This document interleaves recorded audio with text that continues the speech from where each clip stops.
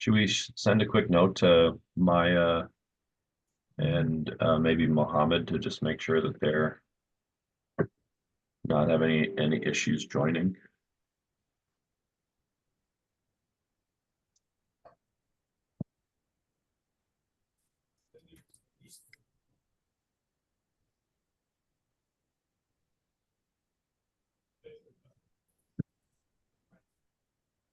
Okay, it's 8 o'clock, so we can welcome everyone in.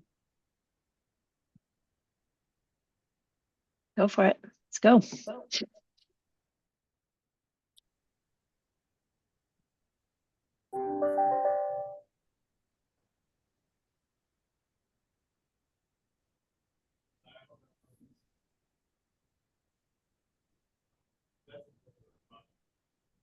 Okay. Good morning, everyone. Are we ready to roll, Lagune? Yes. Okay. All right, great. Welcome, everyone, to our EV Tech Toolbox event this morning. We're doing a discussion on the impactful access for multifamily charging customers. My name is Christian Corby, and I'm the Deputy Director at the California Electric Transportation Coalition, or CalETC. CalETC is a nonprofit trade association that advocates for smart EV and charging policies at our state agencies and the legislature. And we also do a lot of advocacy around the budget, trying to secure as much funding as possible for zero-emission vehicles and infrastructure. Our board is made up of the 5 largest utilities in California, and also the Northern California Power Agency and Southern California Public Power Authority, who represent the smaller POUs in Northern and Southern California, respectively. Our other board members are PG&E, SMUD, Southern California Edison, SDG&E, and LADWP. So our board really represents all of the utilities, all the electric utilities across California. And then our associate members they span the whole EV industry. So it's all major automakers, truck manufacturers, charging providers, trucking as a service companies, and a whole variety of others. So we're very grateful that everyone could be here today and to talk about EV charging solutions for multifamily housing. And I would like to thank our co-creators of this event today, 2050 Partners. Matt, Kathleen, and Jim have all done a ton of work to get us here today, and we'll be hearing a little bit more from them later during the open discussion section. So a big thank you again to 2050 Partners. And a big shout out to CalETC's Agune Okugo. She worked really hard on this event, and we're really grateful to have her on our team. So thank you, Agune. And I would like to introduce a special guest speaker this morning. I believe she has joined. We have Assemblywoman Pilar Schiavo, who represents District 40, which includes Santa Clarita. And she's also the chair of the Assembly's Select Committee on Electric Vehicles and Charging Infrastructure. We're very excited that she could join us today and share her perspective on EV charging and reaching California's goals. So, Assemblywoman, you can take it away. I believe she's here.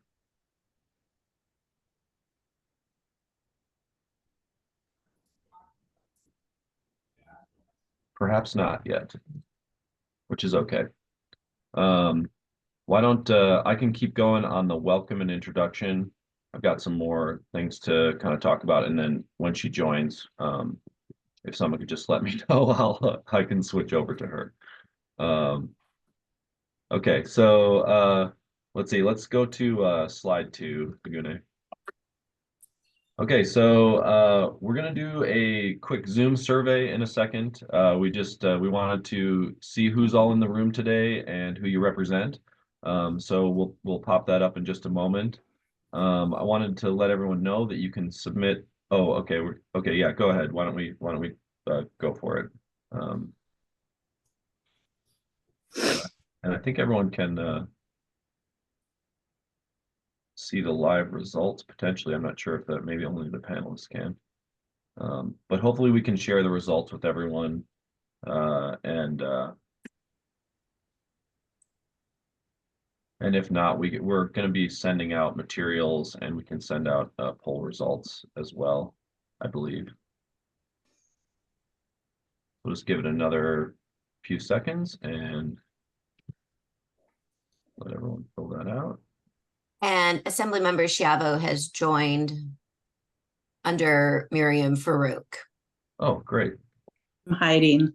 She's this is her summer alter ego. Okay, I thank you. could probably change my name, I think. Okay, here, let's share results. Okay, we got it. Nice.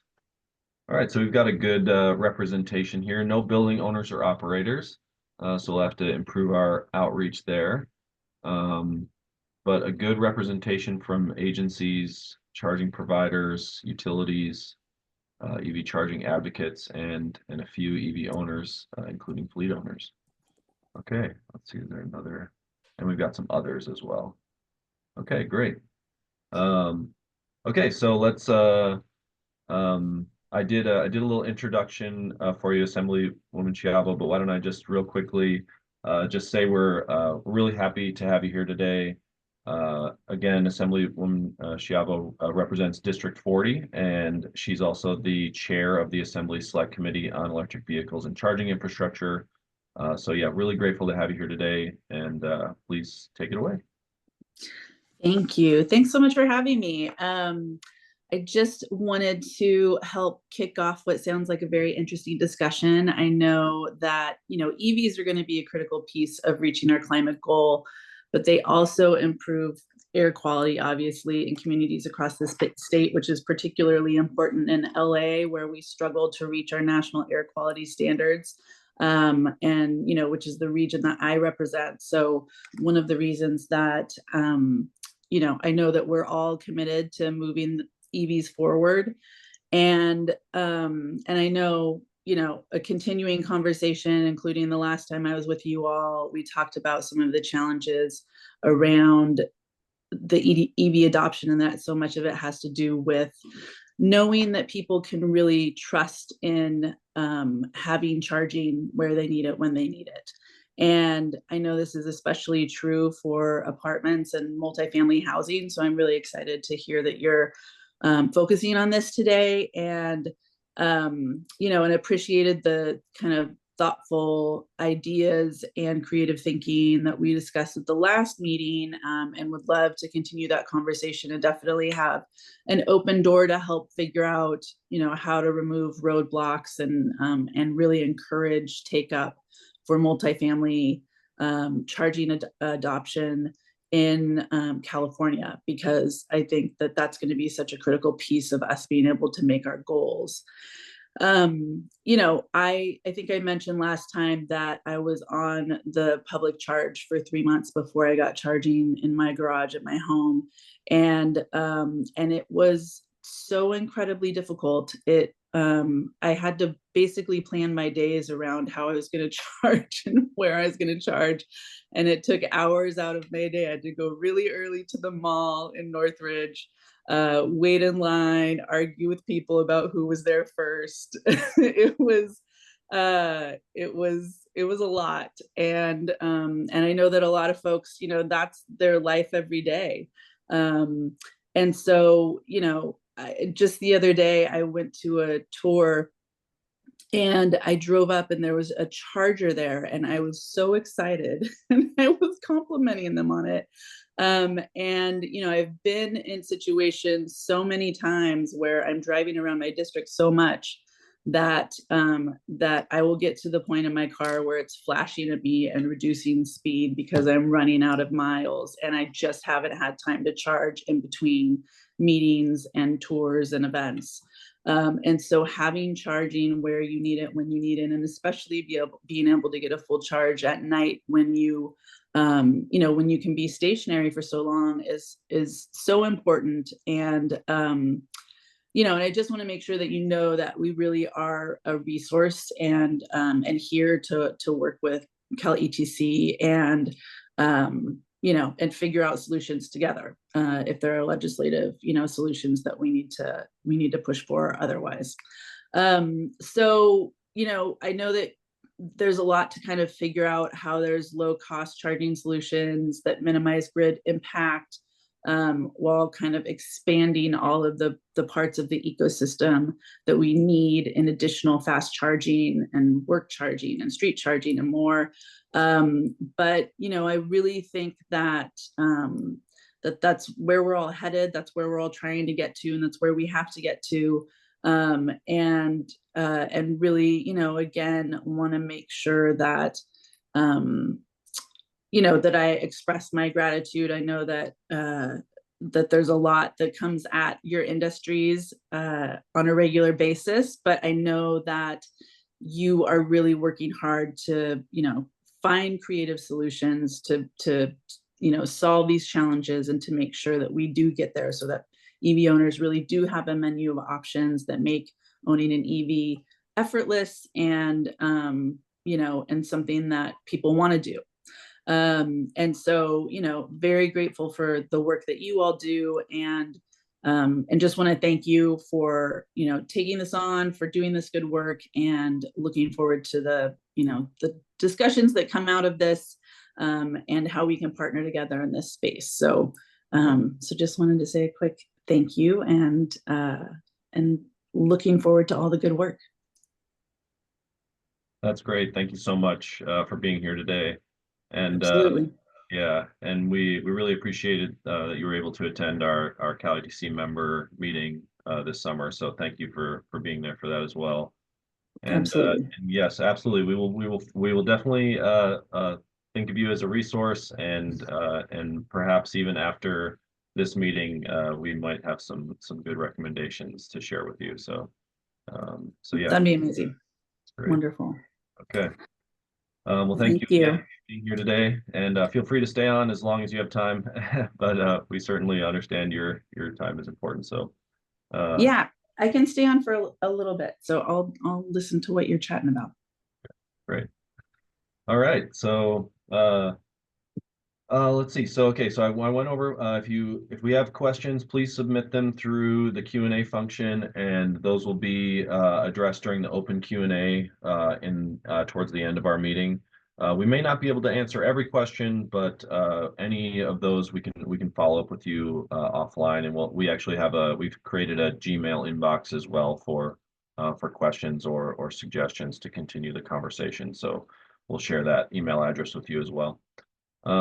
So let's go to the next slide.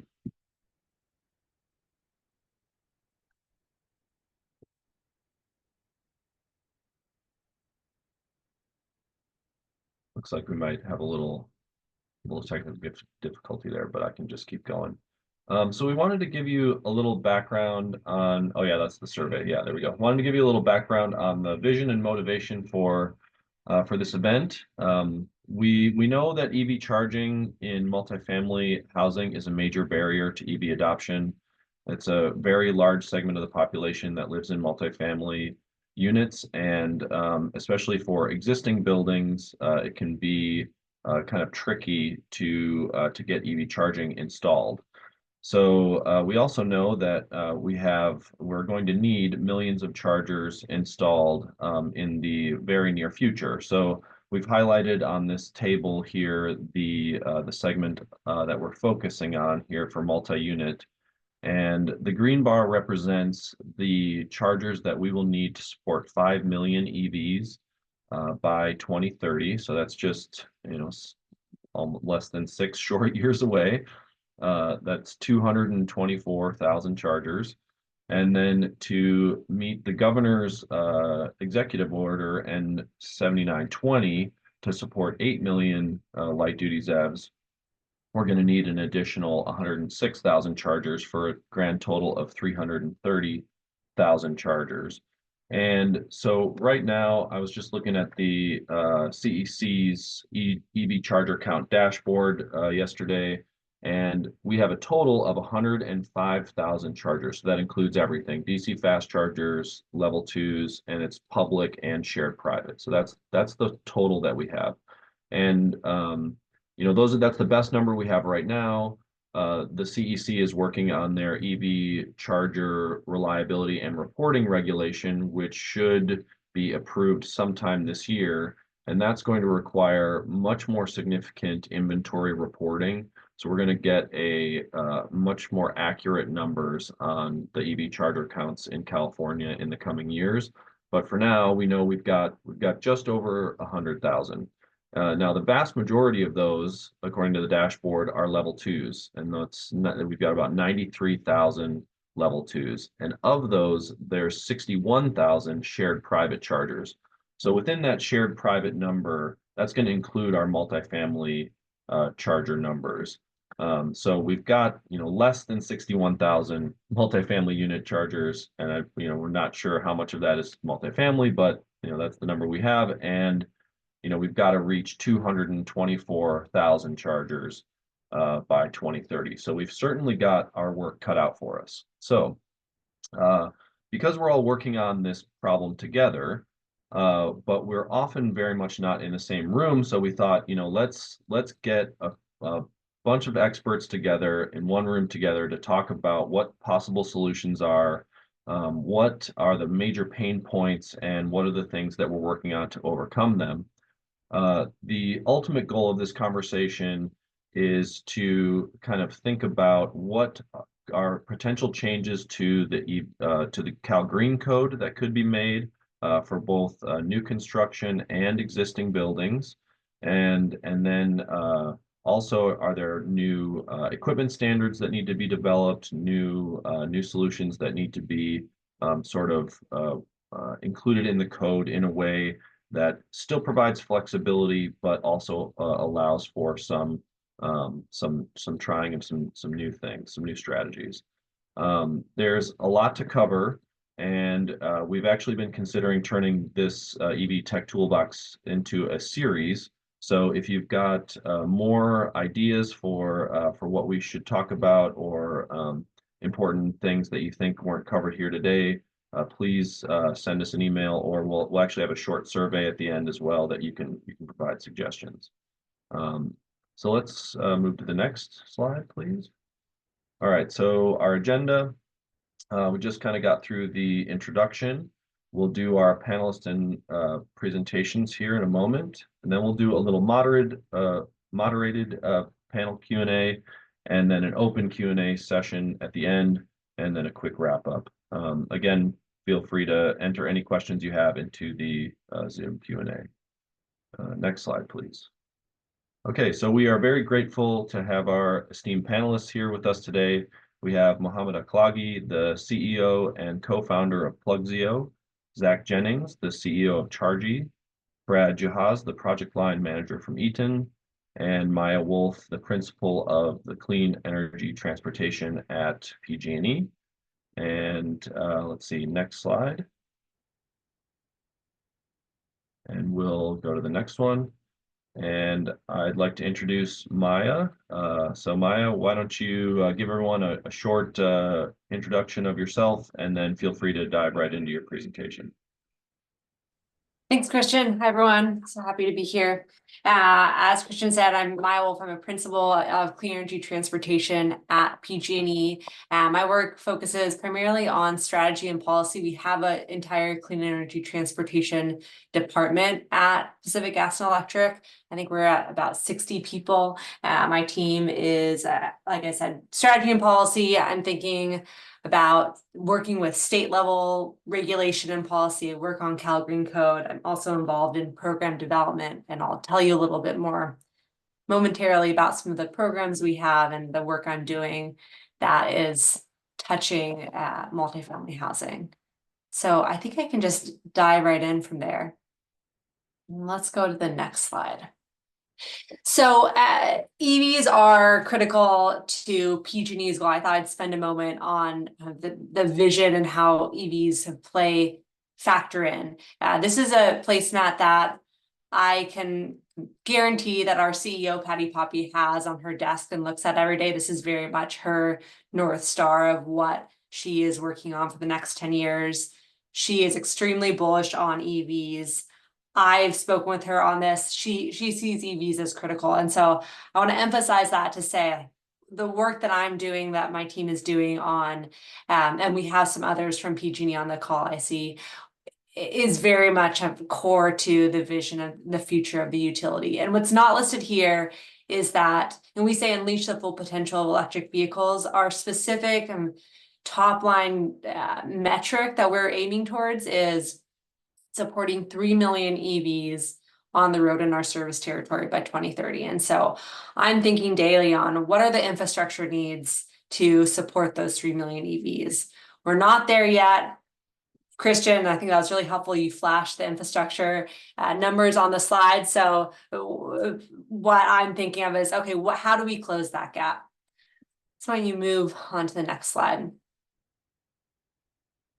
Okay, so what I have here is very much not comprehensive. PG&E has a large portfolio of different, it looks like the formatting got a little funky, but I think we can work with it. We have a large portfolio of programs for fleet, medium and heavy duty.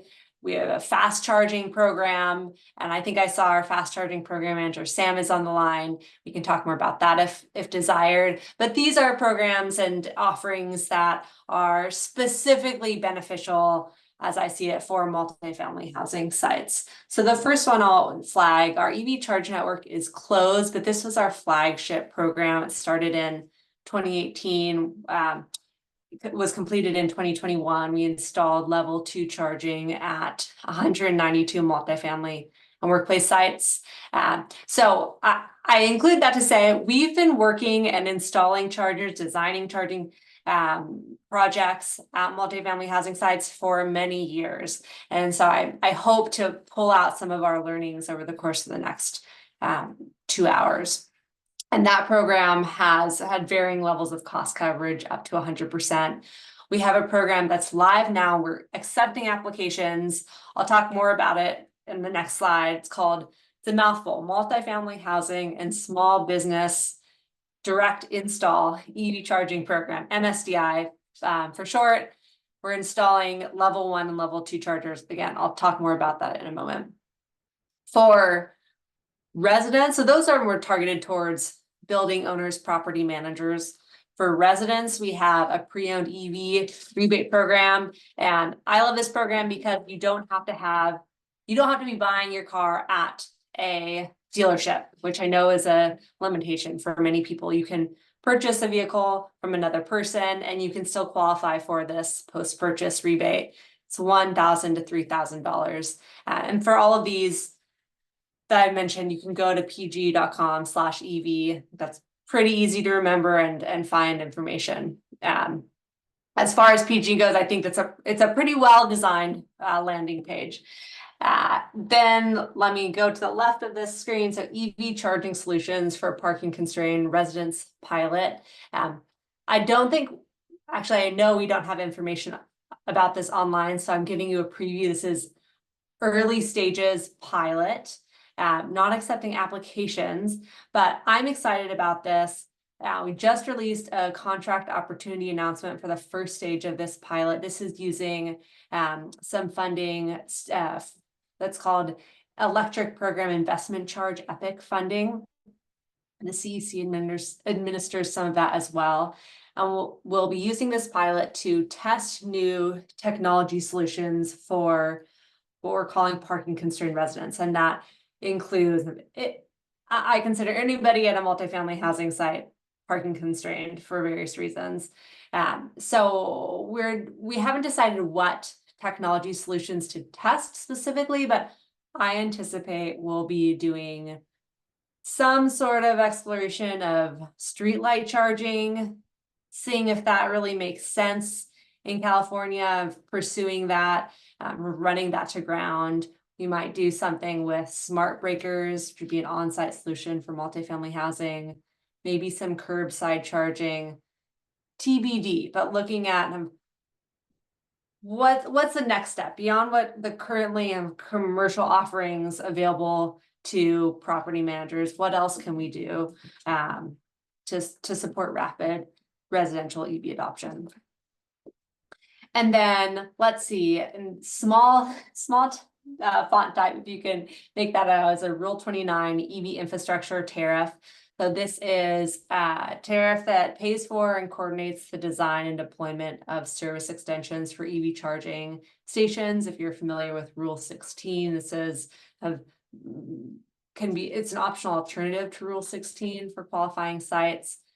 Pays for more of the cost, a great option for property owners to install EV chargers. And then we have, I'm not planning to go into too much detail, but if you have questions, please ask in the Q&A.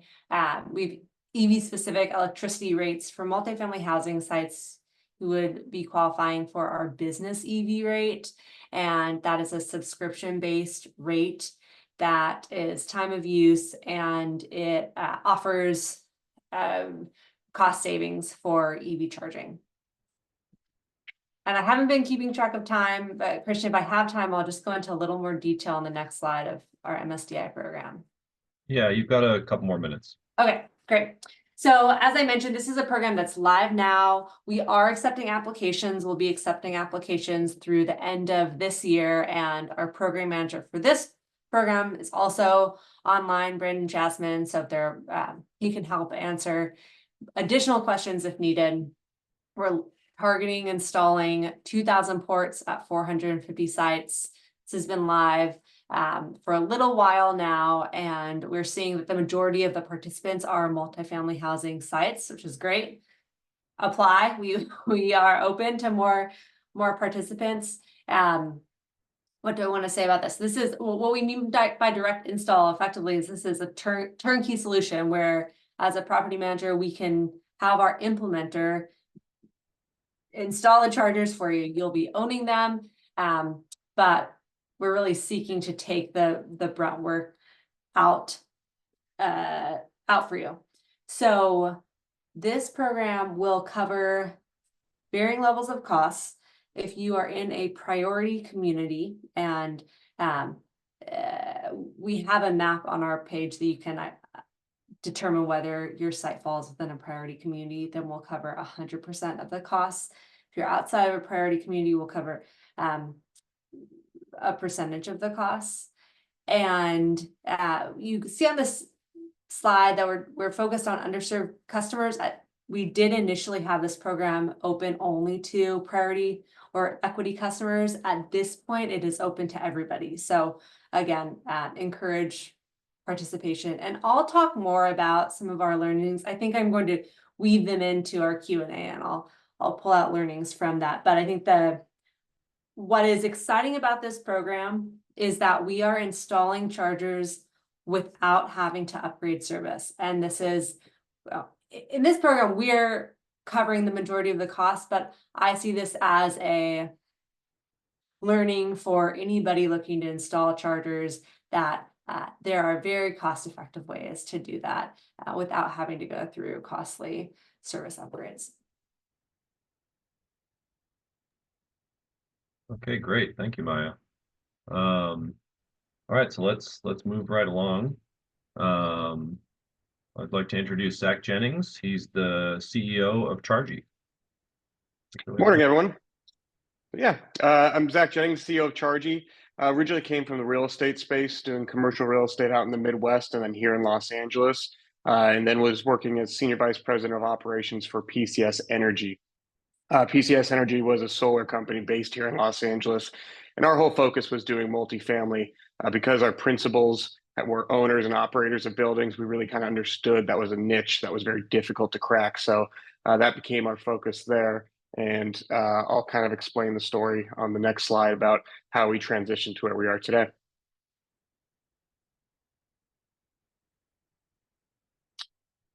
So Chargy was originally spun out of PCS Energy about 3 years ago. So PCS Energy, as we started scaling up, the start of the story becomes we worked with LEDWP a lot for all of our installations from the engineering perspective on the solar side.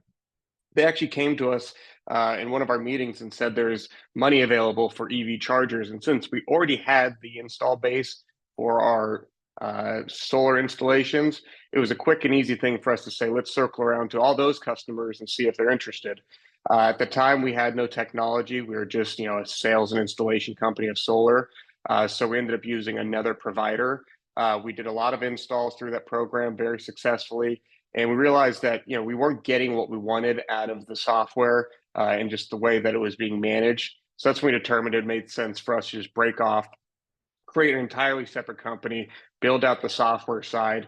We looked at doing the hardware. We realized it's a really tough space to be in. So we determined that we'd white label hardware. So we really put all of our focus on the sales and installation, and then also on the software side, including the management portals, payment processing, all those other things. So we're currently in over 1,000 buildings, primarily here in California. There's a few other locations in some other states that we've been in, including Texas, Florida, Arizona, Utah, and Nevada. And through that, we've gotten over 15,000 installations, and the rebates we've secured, and I'll explain more about that shortly. But the way it is we really look to match the client with whatever is available. We consider it a great tool to help get some momentum in the EV charging industry. So that's what has been a very successful, track record for us, is always pairing everyone we can with whatever is available on the public and subsidy side. And then last point is just network availability. Everyone talks about it. That's why we left the other, provider we were using, is because we realized that there just wasn't a focus on it. So our team's made up a lot of people that come from the telecom space, including the Wi-Fi and also cellular side. So we put a very, very large focus on making sure our chargers work. And I'll explain that in the next slide, how we do that. So what makes Charge unique is we are a true turnkey operator. A lot will say that, but they're really subbing all the pieces out. We do everything from the sales, the planning, the engineering, the design. We have our own internal installation teams. We occasionally use third-party vendors to have floating capacity for installs, but we primarily do our installs in-house. Then once we're completed, we do a certification process with our own employees, and then we're the ones that manage all the communication equipment. So our average install is over 16 chargers. And the way we're able to do that is we build out our own communication network. So he starts with the cellular modem with dual SIM cards, so it can fail over if there's a network issue. And then from there, we build out a Wi-Fi system throughout the garage. And then we manage and monitor every single point of that. So from the server all the way to the mobile app, to the hardware, to every piece in the chain is monitored by us at all times through a network operations center. I can go to the next slide. So this is a project that we're able to do out in Tulare, California. This was mostly pulled together through the CalETC rebate program, the Charge Ready 2. So we're able to do 96 chargers out there based on just 168 units. So we got almost 30% of coverage throughout the building. And what we've noticed a lot of times, and just all over in a lot of our installs, it's one of those things that people don't necessarily have charging access that makes them buy the vehicle. It's that they similar to a lot of stories you hear, is people kind of get in that space, they get a car, they deal with the public charging, and then when they come to move, that's when they realize they really would prefer a building that does have charging at their home. So that's when we see a lot of uptake. Once we put the install of the chargers in, it can be anywhere, call it from maybe 3 or 4 vehicles are charging it when we start. Within a year, we see 10, 20 cars that are using the chargers. And what we've noticed, it becomes a magnet to pull people in. We always tell building owners, it's one of those things that you really want to do. It's an amenity that attracts a lot of good residents. And it's when it gets competitive out there in the rental space, you really want to have something that sets you apart. And we strongly believe EV chargers help do that. The next slide. So for the hardware side of things, I think something that was fundamental from the beginning is OCPP allows you to work with a bunch of different hardware, but those that are on the operational side of it realize that OCPP is a very loose standard. So you can claim you can work with all the chargers that are out there, but that's not the case. You cannot manage the the little nuances, the bugs, the firmware updates, all the other things required to provide good service. So we really focused on getting something and building our system around it. It's a massive undertaking, and you don't really notice it until you scale up.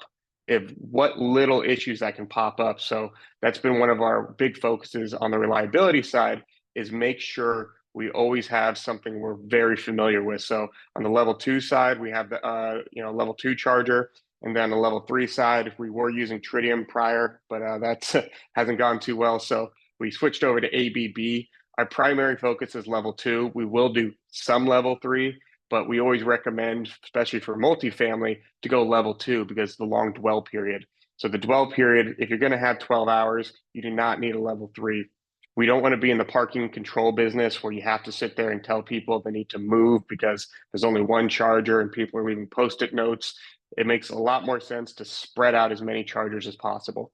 And I'll get into this more later, but we participate heavily in load management to get as many ports as possible in a building without requiring an upgrade. Next slide, please. And then this is touching on that first slide. So the rebates and incentives, it's been a massive lever for us to pull. We are fortunate enough to be able to help float the rebates and subsidies. So sometimes customers don't even have to come out of pocket to be able to get an installation. And through DWP, CalETC, SMUD, those are the 3 biggest that we participate in. They've been great partners to work with. The thing that's nuanced is that every program has its own requirements and standards. So we have people on staff that their whole job is to identify these programs and see if it fits within something we can work with. And it is a challenge to get over the learning curve of what is the nuance of how they want this installed? Do they require dedicated meters or not? For instance, CalETC, they require a full new service drop, new meter, new everything. So from an engineering perspective, much more challenging. From a time perspective, much more challenging, anywhere from 12 to 18 months after we sign a contract until we can actually get activation. For example, LADWP, we can do that normally within 6 months. So it's all over the board, but I think the experience is what really helps here. And I think that's the last one for me. So thank you, everyone. Okay. Thank you, Zach. That was good info. Okay, so just wanted to remind everyone to drop your answers into the Q&A. We're running a little bit behind schedule, but that should be okay. I think we'll probably end up kind of meshing our open Q&A and our moderated Q&A together. So so feel free to drop any questions you have in there, and we'll answer those as best we can. All right, so moving right along, I'd like to hand it over to Mohammed Akhlagi, the co-founder and CEO of Plugzio. Thank you so much. Testing, this is working. Yeah, okay. Yep, sounds good. I'm super excited to be on this panel today. My name is Mohammed. I'm the co-founder and CEO of Plugzio. Plugzio is actually my 3rd startup, and it's the end result of me buying an electric vehicle in 2018 and driving back to my apartment complex and not having a way to charge. So let's go to next slide and get started on this. So if you can just go to the next one. Yeah, so Plugzio's goal is to make charging simple. Our power management platform allows properties to monitor, manage, monetize access to power. Next slide, please. Our platform works with the entire spectrum of EV charging, all the way from OCPP powerful chargers from brands like Wallbox, Zerova, to smart outlets for overnight charging. Next slide, please. So majority of our clients order a mix of smart outlets for private spaces and level 2 chargers for visitor shared spaces. So when the residents get home, they know there is a private outlet available for them. And for those occasional needs, there's a level 2 charger available in a shared space. This way, residents will rarely have range anxiety, and the property has the absolute lowest operating cost for their EV charging infrastructure, which is by far the most important factor to guarantee its success. If the operating costs of your chargers are high, you need to raise usage prices to cover them, and that creates dissatisfaction for your residents. Low operation cost is the golden key to a successful EV charging infrastructure. I'm sure we're going to talk a lot about it today. Now, you may be asking, why aren't they installing level 2 chargers everywhere? Well, why 80% outlets, 20% level twos? Wouldn't the residents prefer to have a faster charger available for them? Absolutely true. In an ideal world, that would be the best option. But every property has two main constraints. Next slide, please. Number one is power. Properties are built with limited amount of power available. Power that is delivered to electric vehicles need to come from somewhere. And most properties don't have any power to give. One of the biggest mistakes I see properties make because of this constraint is to install a few chargers and have residents share them. As soon as the number of EV owners goes above the number of chargers, there will be chaos. Next slide, please. It's like sharing a tablet between three kids. You have to enforce time limits, create penalties, and they all result in resident dissatisfaction. So sharing, in our experience, is not caring when it comes to EV charging infrastructure. No one wants to share their mobile phone charger with anyone, let alone their electric vehicle charger. Now, next slide, please.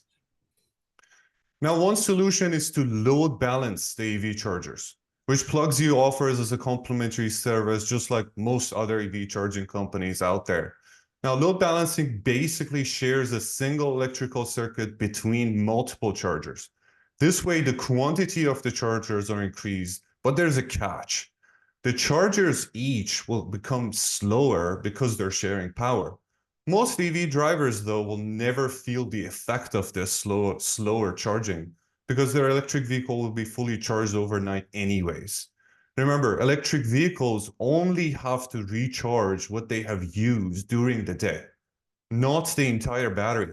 Average electric vehicles drive around 30 miles a day, average vehicles do. And the slowest charger ever, which is a regular outlet, provides about 50 miles on a 10-hour overnight charge, which is double what the EV really needs. Having said that, level 2 charging infrastructure may sound a lot better in your marketing pamphlets. So who wants to have a slow charger, right? That's right. If you have the budget to pay for it. The second constraint every property has is budget. Next slide, please. Properties have limited budgets available, and majority of them have no budget at all. This is where government incentives come in handy, which we can help you with.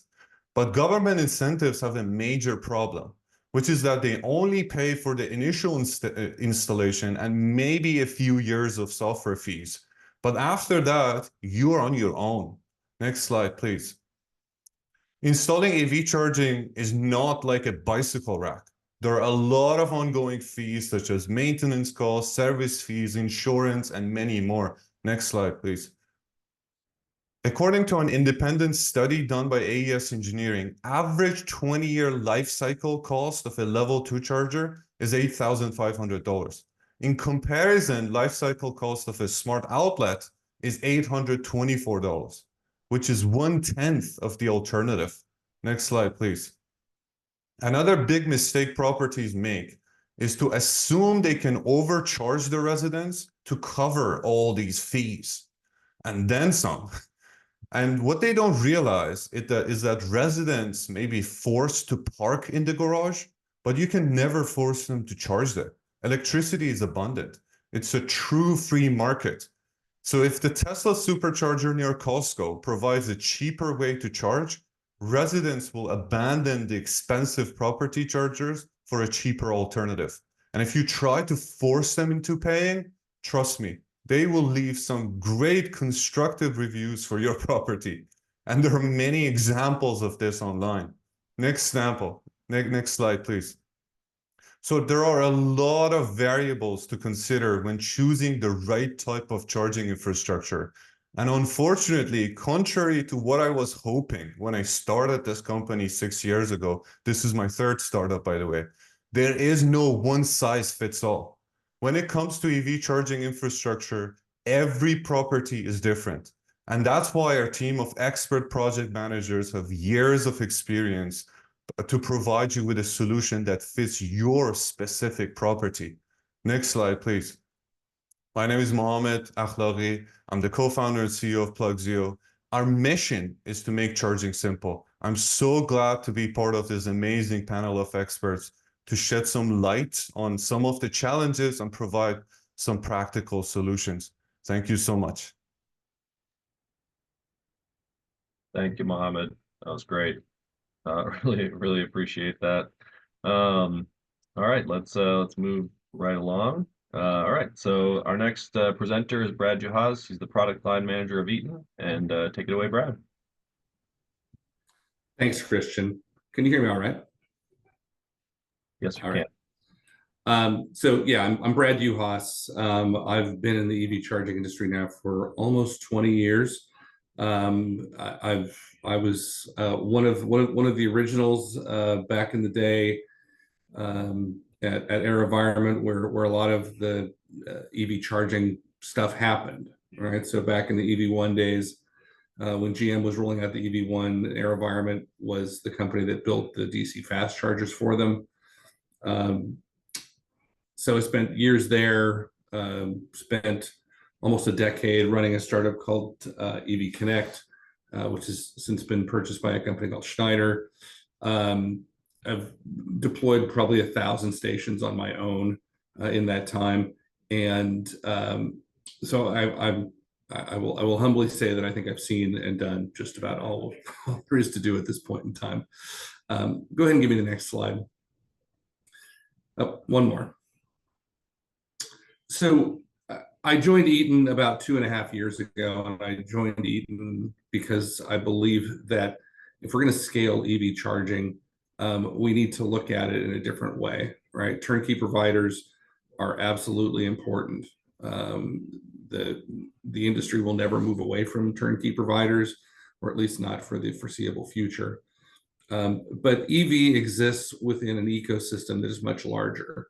It's not just EV charging in one little area, right? What Eaton does well is power distribution, from transformers and switchgear, UPS devices, all the way out to the charging station itself. So basically anything that is between the grid interconnect and the plug is Eaton. And in fact, Eaton also is a tier 1 supplier to a lot of automotive OEMs.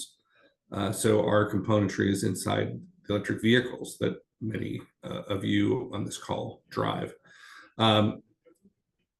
What that gives Eaton is the ability to look at the system as a whole. And I feel, having been in the industry for as long as I have, that that's where a lot of the hurdles have come, right? So being able to look at the entire system intelligently is something that Eaton does really well. The reason we can do that is because we have 85,000 employees. We're working in 175 countries. We've got the financial resources to do some pretty amazing things across the industry. Next slide, please. When it comes to EV charging, as I said, I've been in this space for 20 years. And what I find has been the biggest struggle, particularly when it comes to multifamily, is that there's nobody whose job it is at any customer site. There's nobody whose title is EV charge station manager. That title does not exist. It never has existed. It never will exist. And so what we need to have in order to scale EV charging is, one, it needs to be easy. Easy. Okay. That means it needs to be easy to sell for a contractor to buy. It needs to be easy to deploy and configure and commission. Service and support are obviously a key piece. As Mohammed said, there is maintenance that needs to happen on these things. We need to automate that in as much as possible. It also needs to be integrated, meaning that it's not just a charge station sitting out at the garage, but that it's integrated into a whole system of power distribution, because that's what it is. It's power distribution equipment. And finally, it needs to be complete, as I said, from the grid all the way to the vehicle. Next slide, please. So Eaton looks at this industry as a whole and looks at it in terms of segments, right? So single family residential, that's the house that you probably live in. Multifamily and workplace is kind of where we're here to talk today.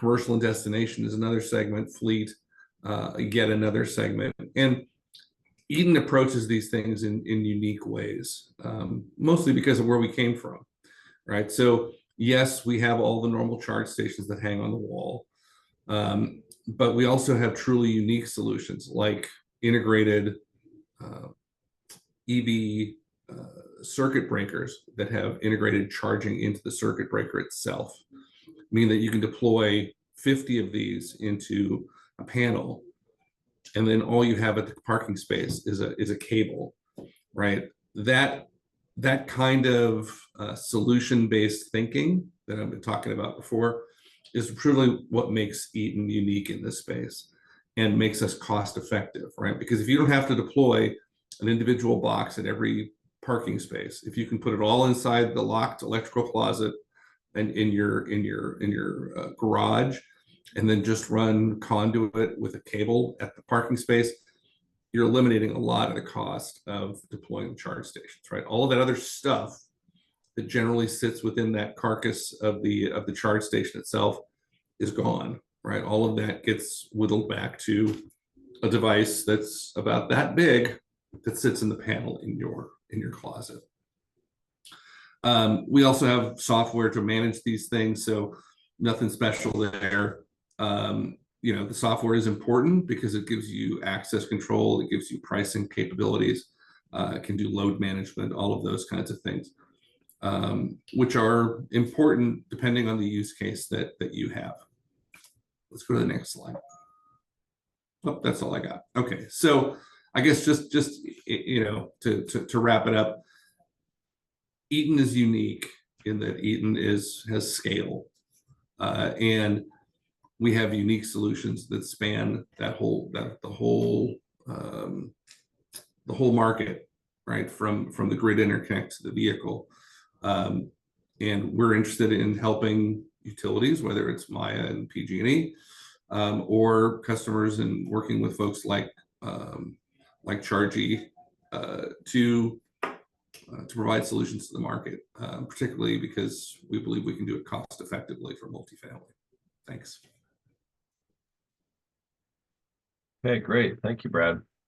All right, so let's move right into our moderated panel discussion, and we can go to the next slide. We've got a couple pre-prepared questions, and just for my team working on the public Q&A in the background, feel free to chime in if we kind of start to touch on something that's related to another question. We can kind of run this a little bit more free form than waiting for the open Q&A afterwards. I just want to make sure we are able to get to all the other open Q&A questions as well. Question one. So what is one thing that you wish building owners or residents knew about multifamily EV charging retrofits? And hate to put you on the spot, but why don't we start with Zach? Yeah, it's a good question. I think the main thing that we always see is people hesitating, just not understanding what's required.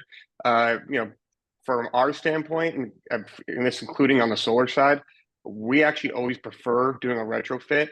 The complications become on a new construction is that now you're involved in the coordination of the construction project. So meaning every single time that they change anything, they're running it by you. So you're working on a project for a year before you can even touch it. You're constantly trying to, you know, correct plans that are getting changed constantly. You know, for example, in the solar side, the air conditioning guy would take up all of our space. We were going to put solar, or on, you know, the EV charging side, they put a panel and, you know, overload it for stuff that didn't reserve the capacity we needed. So we always enjoy coming in and seeing what's available and then building the solution around what's available. I would say besides the CalETC projects that require it, we've probably less than 5% of all of our installations have ever required an upgrade of any kind. So we use load management, all sorts of other things. So it's you know, people think that their building's too old, it's not going to work. There's all these things that we always have to kind of educate the building owners on. So I think that's one of the biggest things that would be great if, you know, they fully understand that it's something that the future forward you're really going to need as an amenity. Okay. Any other panelists like to chime in? Yeah, I agree with that. I think I'm echoing what's been shared by some of the other presenters, but I would want building owners to know that it's possible, that it's not too late. It's so great that we have our Calgary building codes that encourage installation of EV chargers at the time of new build. And PG&E is very in favor of that. We hope those continue to expand, but for building owners looking to install existing sites, it's possible, and as has already been shared, it's possible to do without undertaking these costly upgrades. And we've seen that PG&E through our EV Charge Network program. Though we were installing level 2 chargers, but we were using ALM extensively to keep the costs low. And then we're seeing in our MSDI program currently that we are installing chargers 100% of the time without having to upgrade panel capacity. And that's by, if there's capacity, then we'll install level 2. If there's more limited capacity, as there often is, then we'll install level 1 or low power level 2. And again, as has already been shared, that is plenty for the range that the average Californian needs to drive the next day. Exactly. I 100% agree with that. And I believe the biggest misconception is that people think residents need to have a level 2, i.e. faster charger. But in fact, the most important factor in our experience of resident the most important factor in residents' satisfaction is not the charging speed, but it's the charging convenience. Right. My sister bought an electric vehicle recently. She took 3 years of convincing, but she finally did. And she called me one day and she was like, where do I buy one of these proper chargers? And by proper, she meant like a level 2 charger. I told her, like, why didn't your car come with a charger that you can just plug it in? And she was like, yes, but it's slow. I was like, I will bring one of my chargers for you. But until then, just plug it into the outlet and try it out. Next time I saw her, I asked, like, what happened? And then she was like, I'm fully charged every day and I'm happy with it. I was like, I told you. So when it comes to EV charging, I always suggest people to choose the most convenient option, which is often a private charger reserved for like a specific tenant. And this could very well be a level 2 charger if you happen to have the budget and the power available. But don't discount level 1 charging just because it's advertised as slow. Slow is a relative term. Everything is slower than putting gas in your vehicle. But unlike gas vehicles, electric vehicles can charge while resting. So you don't have to stand there and hold the electrical cord as the car is being charged. So who cares if it takes 6 hours to fully charge your car overnight? Your car is sitting there doing nothing anyways. So that's my take on this. And if I can just, and then give it to others, for others listening to this, I think we're all coalescing around similar point, but and what we're not saying is that like that's the benefit of having public fast charging as a complement to lower fast charging, lower power, convenient charging. And so for any regulators in line, we don't want to forget about that it's all part of a portfolio, whether you have a couple higher power chargers on site, and then the rest of every dedicated stall is lower power, or all the stalls are lower power, that's relative. And then you have, that there's convenient fast charging for your residents if they are going on a longer weekend. 100%, yes. Yeah, Jim, you've got kind of a follow-up to it. Yeah, thank you. There's an inbound question from Dennis Corellis. He's a former deputy state architect for California, and his question is related to this. He asks specifically to Zach, you recommend level 2 charging for multifamily housing. With the discussion that's just occurred with Maya and Mohammed, Zach, how can you compare and contrast the user experience between smart receptacles and level 2 charging that you recommend? Thanks. So the way we do it is when we're fully loaded up, because we're doing a lot of management, we're getting down, closer to the level 1 charging speeds. The difference is when someone unplugs, the algorithm recalculates and starts diverting it. So like, Mohammed said, in a perfect world, we would bring in so much power, everything's full blast all the time. But to be realistic, we would prefer to have as many ports as possible, just to have the convenience versus having this whole charades of everyone trying to move cars around a parking lot. So by stretching it like that, it makes sense to get it down. And a follow-up to that is the key to allowing us to install as many ports as possible is we do not have any set fixed fees. So if they're not being used, we're not getting paid. It's aligned on a utilization fee. So it's only when drivers are actually using the chargers do the property get revenue and do we get revenue. It keeps us both aligned in the fact that we're going to make sure that charger works because we don't get paid unless it is working. And then on top of that, it also takes off the pressure from an owner wanting to, limit the number of chargers and say, hey, I don't want to do this many. Instead of 40 that are, some sort of rebate can get me, give me 3. And for us, we would always like to do it one time and maximize whatever's here and available today. Yeah, the questions keep I'll- coming in. I'll chime in as well. I for the first 10 years of driving an EV, I only ever had a cord, a convenience cord to charge my car. And as I went back and forth on 20-mile commutes, I never needed more than that. So really, the level 1 charging does have its efficacy. Where you see that less valid is, cars do have bigger batteries than they used to. People do tend to drive more. The guy who rents the back house on my property doesn't get to charge every day.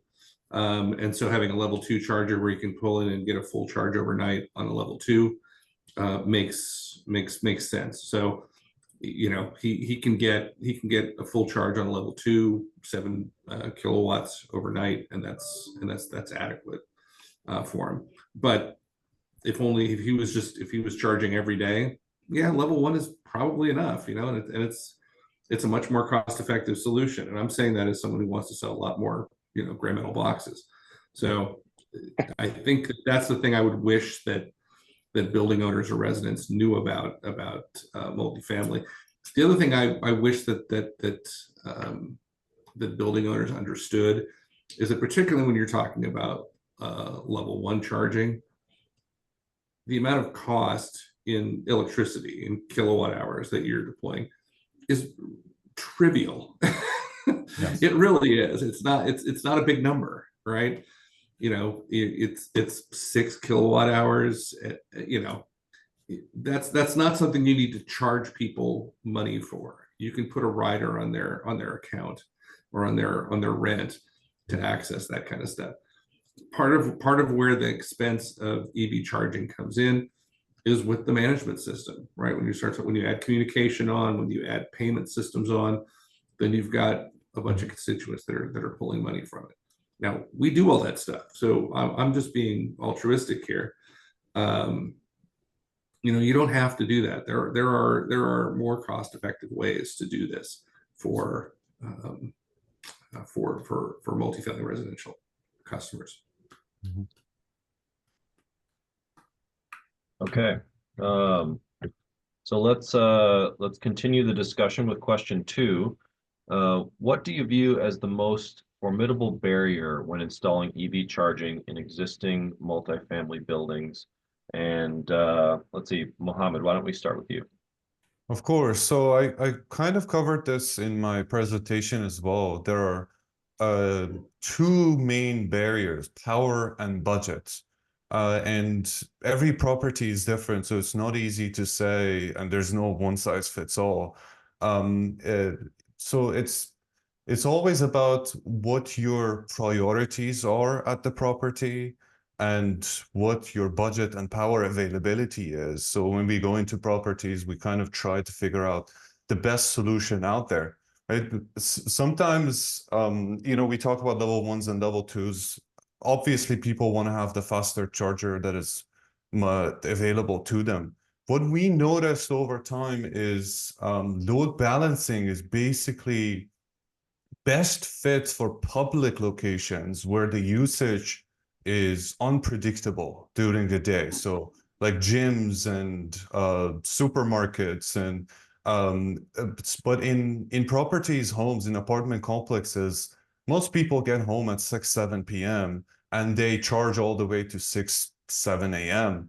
And when you get home at 6, 7 p.m., the load balancing solution is basically going to give you the lowest common denominator, and that's often level 1 charging. So we always say, you know, pick the right solution that is the most convenient to your residents. And every property is different, so you need to have one of us or all of us look at your property to see which solution really fits your specific property. Yeah, I'll join on to that. I agree with Mohammed. Those are definitely the two biggest barriers. I think another one, at least from the installation side, is engineering and permitting. It's an incredibly big challenge across the board, depending on the age. Yeah, and time consuming, depending on the age, Jay, trying to coordinate with the local authorities, the utility company, the building owner and their preferences. It does take a lot to really kind of tie everyone together to get that to happen. And then one other last one on that is just communication. That's why we focus so heavily on making sure we can communicate with our chargers. It's something that's always an afterthought. There's other competitors out there that they put a gateway box that has the Wi-Fi and the cell in the same box. So now I'm deciding if I want to put it close to the chargers or close to the exterior of the building. You can't make that work, especially, for example, in Los Angeles, a lot of underground parking. So really coming up with a solution to meet that and make it work is important. And I think it gives charging in general a bad rap because about 70% of all issues with chargers involve communication issues. So if you can solve that, you really increase the experience for everyone. Yeah. Yeah, I'll second what Zach said about comms. Comms is absolutely is the biggest issue. The other big issue that no one's really touched on is that in a lot of places, particularly shared communities, the resistance is ignorance, and it's personal, right? It's HOAs, it's management companies. They don't know, they don't want to know. This goes back to my comment earlier about it's no one's job to understand and be the EV charging manager. So they just look at it as I don't want that, right? They just kind of the universal response to something new that is of indeterminate value. And then I'll add on to say that I see that building owners are overwhelmed. So what I've heard, maybe slightly different experience from you, Brad, though limited when I've spoken to building owners, I've consistently heard that they do see the value in installing chargers. Granted, this is more conversations with the larger developers. They see this as an attractive amenity for residents that increases the value of their properties. So that's not my principal worry. What I more see is that building owners, property managers are overwhelmed. They probably don't have dedicated staff to find incentives, to make decisions, to oversee construction or oversee the installation. And we're seeing that in our MSDI program. Currently, again, that's the long multifamily housing, small business direct install MSDI program. We're covering 100% of the costs in some cases, and we're still seeing the timeline get held up by a site host and not being able to decide which free charger to choose. And so in terms of what do we do about this, I think having programs that offer advisory services is really critical, and we're doing that through our MSDI program. I think I saw Philip on the call. CCAs like PCE are also offering some support to MFH customers. There may one day be a statewide advisory services arm. The CPUC is considering that right now. And so just making sure that we don't prematurely drop advisory services. And now I'm speaking more to the regulators in the room. As we see that we're getting to the early majority of adopters, we don't want to prematurely say, okay, we no longer need the advisory services. It's becoming pretty routine.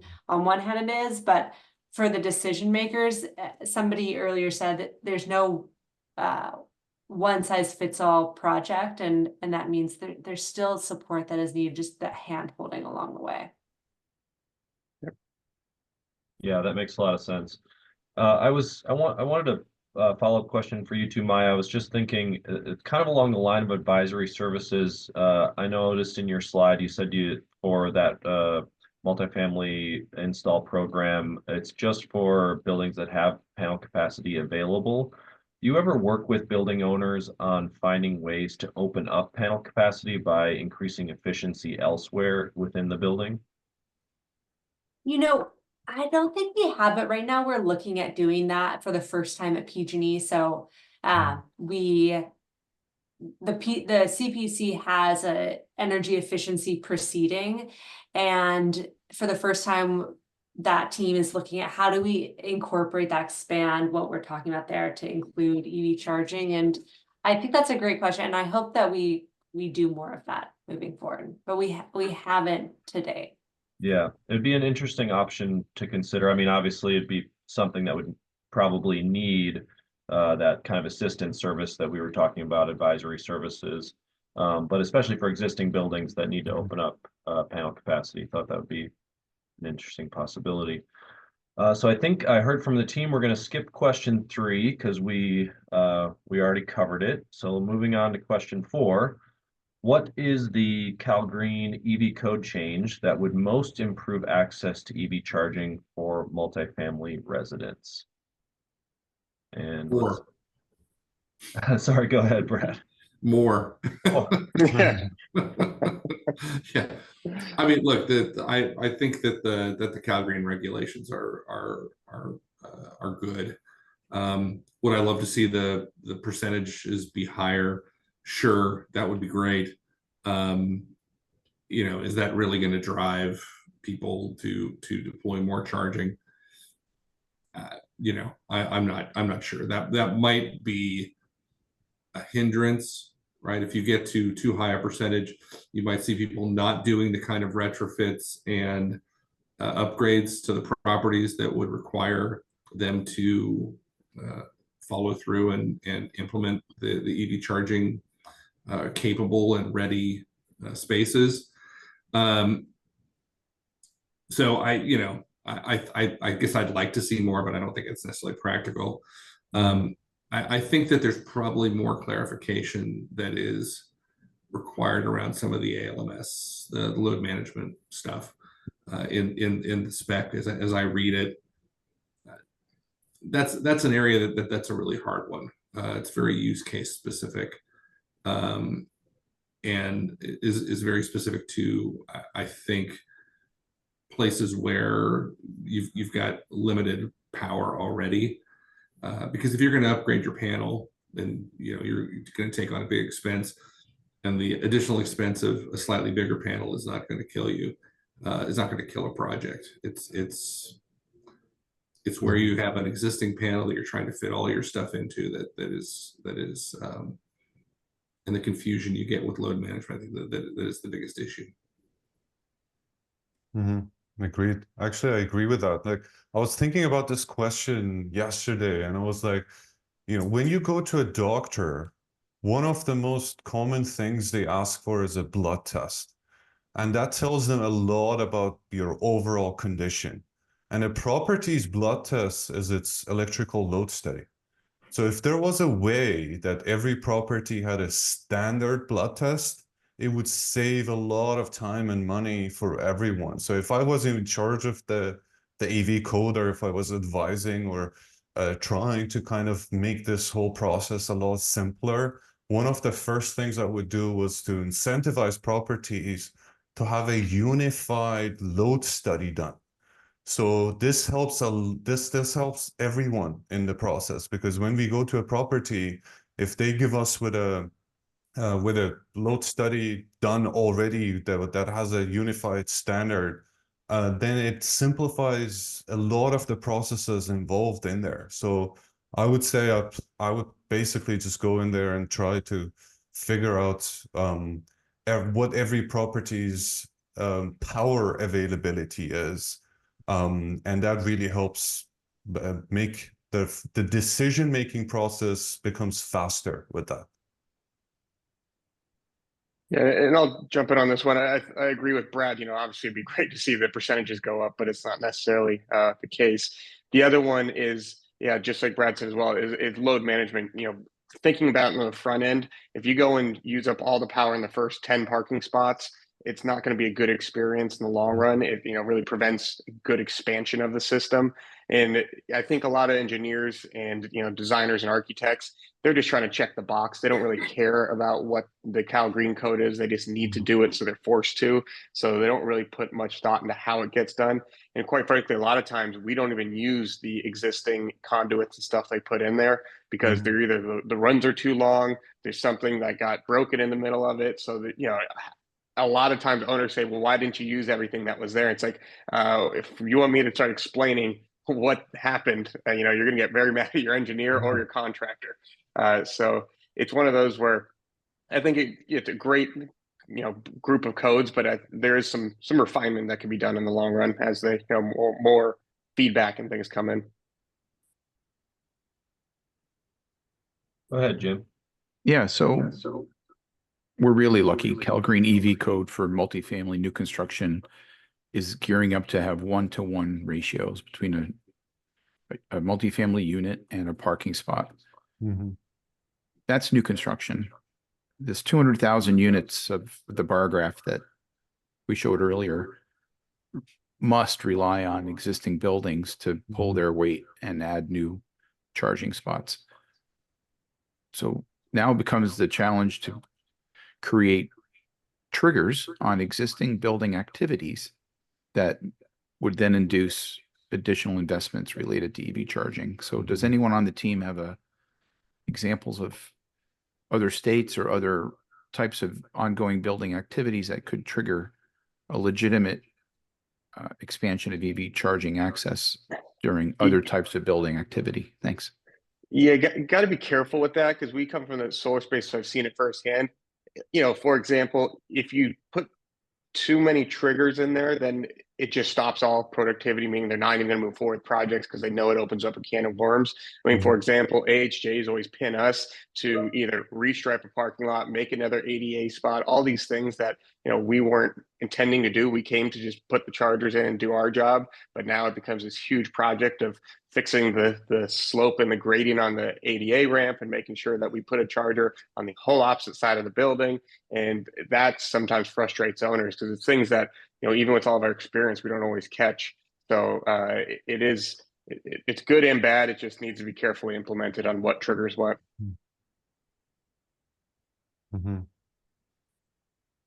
Thank Yeah, you, I Zach.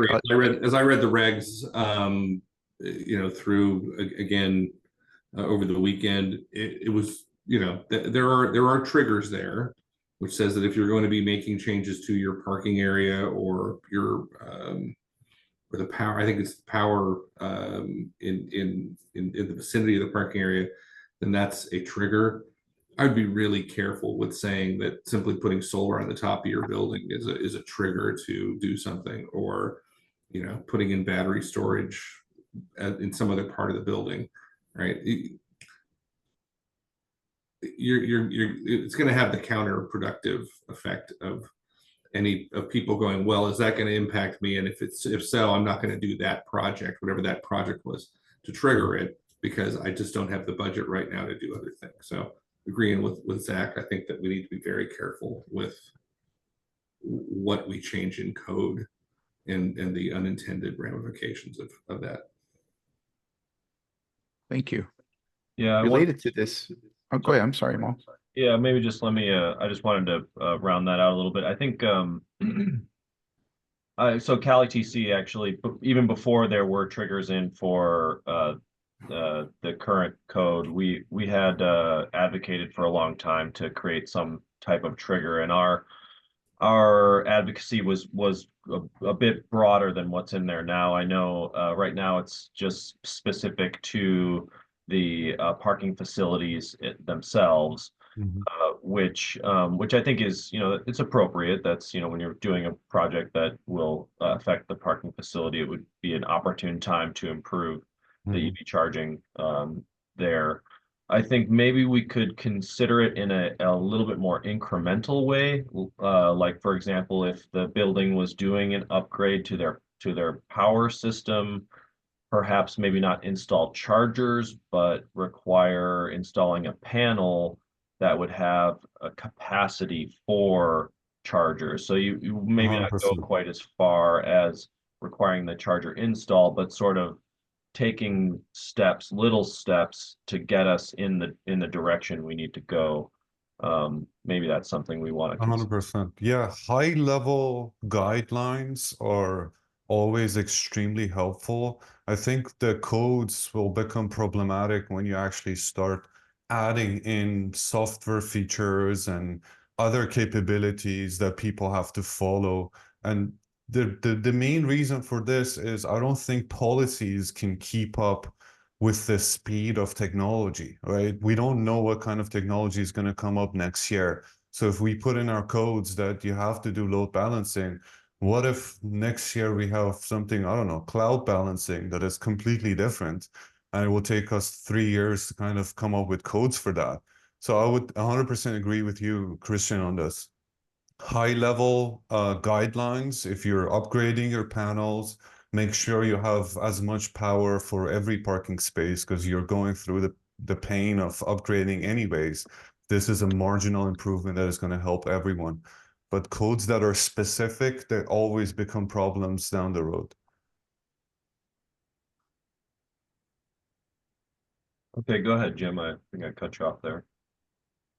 I think I'm all set with this question. Thanks. Okay, great. I think, Matt, you have a question from one of our participants. Yeah, and I think we're going to be transitioning now to the public part of the Q&A. So thanks everyone for all the questions you've submitted. The first question we've got from Chris Granda at Energy Solutions. This one is for Maya at PG&E. Do any of PG&E's EV offerings involve managed charging or demand response integrated charging?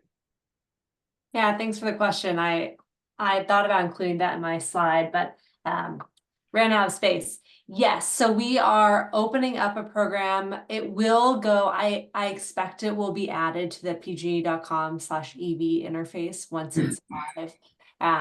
We will have a program, maybe it's called a pilot for managed charging. So we did have one the past couple years called EV Pulse, and we will be continuing that out, exploring managed charging. That for multifamily housing, it's only sites where the residents have dedicated meters are eligible. So that would be, for instance, like separate townhouses. That's really why I haven't shared it so far. But yes, we are very interested in managed charging as a utility and exploring it. And I am quite excited to see what happens with that program. Thank you. I think we can turn it to Jim for the next question. Yeah, these are getting great. So for Plugzio and Chargy, electricity provided to multifamily housing residents by charging service providers is not currently regulated by the PUC. What can be done to ensure that multifamily residents are not subject to predatory pricing when charging at home? Thank you, Dennis Corellis, for this question. Mama, you want to start with that one, or I can go? You go first. I'll go. So yeah, it's obviously always a concern, and that's where I think the issue with fixed fees comes in. If they're trying to recoup a charger that hadn't been used for 2 years by that person that just moved in, it can be excessive. So there's a couple of things that can be done. One, for example, since our clients technically own the chargers, even though we operate them and manage them, they have the right to set the price. So what we've done is our system has flags in it that if a price is changed over a certain threshold, it notifies us on our side. So then we always have account management reach out and explain what their intention is and try to understand why they're doing that. So we've been very fortunate and lucky over all the chargers we have to be able to keep the cost down. The average is around 30 cents a kilowatt hour, which is probably a little more than what the energy actual costs. But if you include demand charges, probably just about break even, if not maybe losing a little, depending on when those demand charges hit. So that's been the biggest tool we have.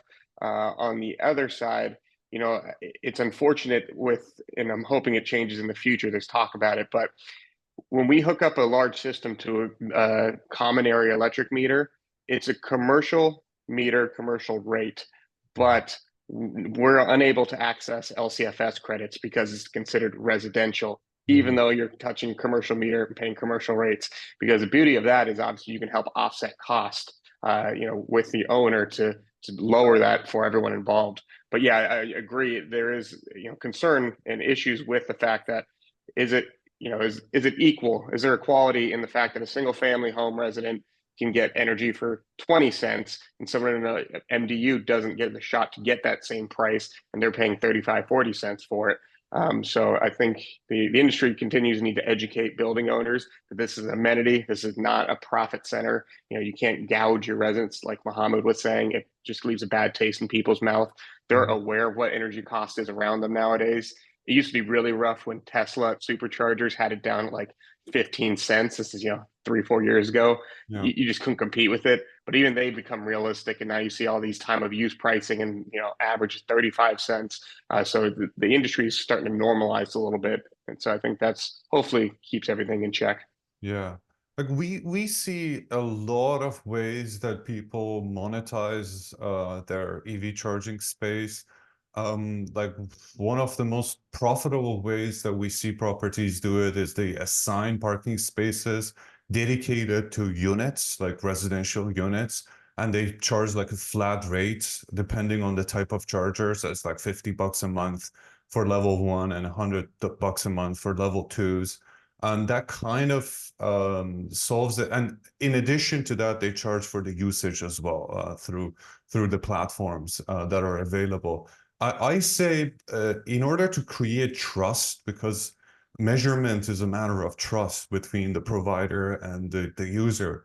In order to create trust, I really think instead of forcing providers, like EV charging providers, to have extremely accurate devices, which makes the hardware more expensive and makes the software more expensive because you have to calibrate it every year. It's a hassle. I would say the best option is to create and enforce transparency. So if every charger that we buy, it says it on the label that this is like 95% accurate, this is 98% accurate. Because accuracy goes both ways, right? Sometimes you measure consumption and it's above what the 100% accurate device is. Sometimes it's below. So on average, you're basically getting the right amount.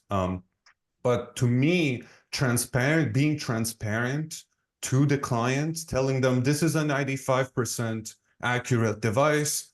And if you want to have a 99%, if you care, if you're a government entity and you really care to have a 99% accurate, it's more expensive. You can purchase that. It's exactly like scales. When you purchase a scale, if you're selling drugs, you want it to be 99.99% accurate, right? But if you're selling potatoes, you really don't care. So the choice really at the end of the day has to be on the user's side, on what they want to purchase. And I think on the policy side, I think the best is to just enforce the fact that the chargers need to say what accuracy levels they have, so people actually accept that.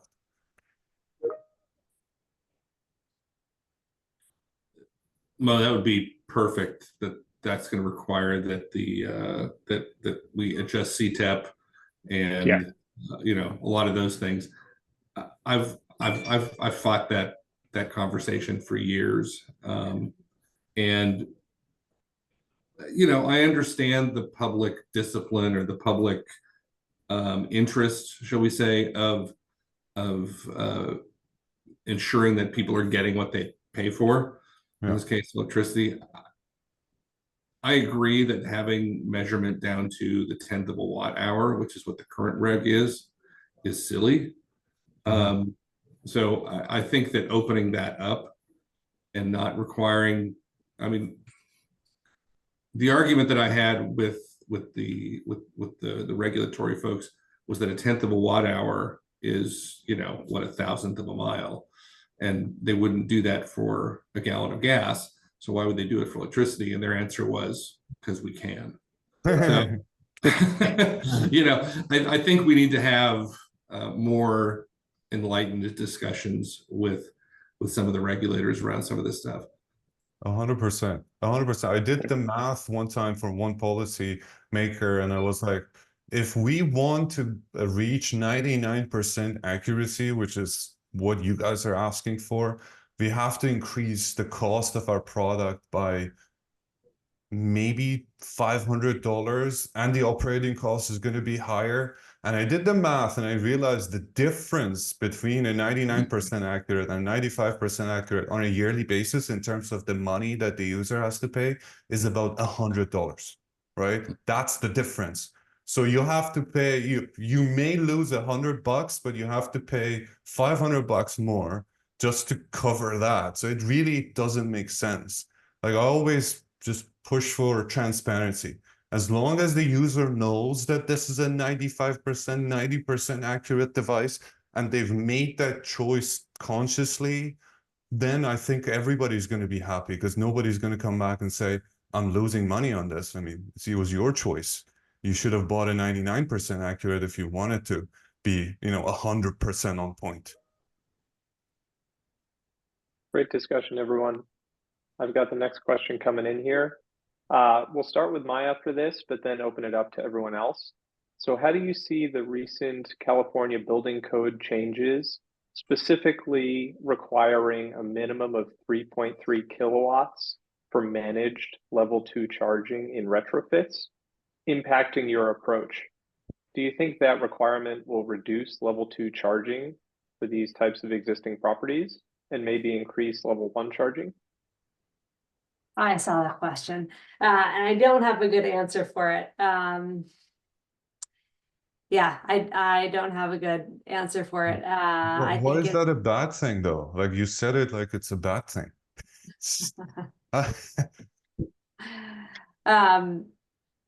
Yeah, does anybody else want to? We can open it up. Yeah, anyone who wants to take this.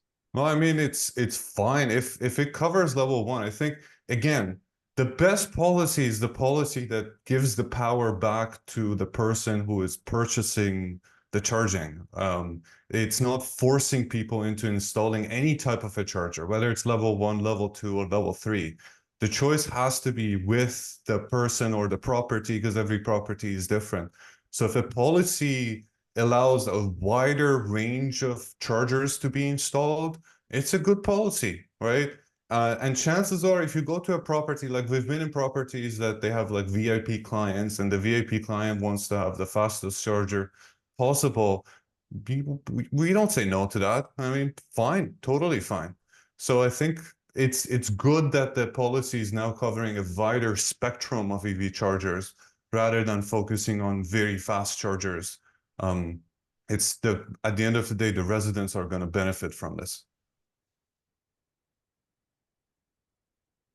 Yeah, I haven't heard for load managed charging.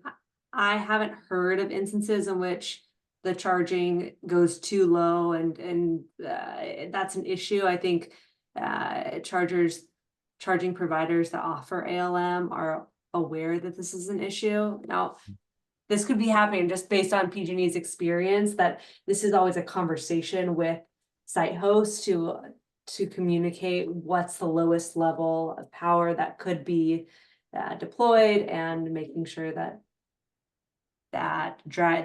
site hosts are communicating that accordingly to the driver. And it's not that low at all. So if you think about it, it's 240 volts, 20 amps.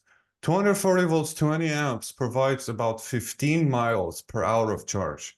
So if you're parked for 10 hours, it gives you 150 miles. how far are you traveling on a daily basis, right? You don't need more than that. Like it satisfies 100% of your residents' needs on a daily basis. So it's not really that low. I think the policy is fair game.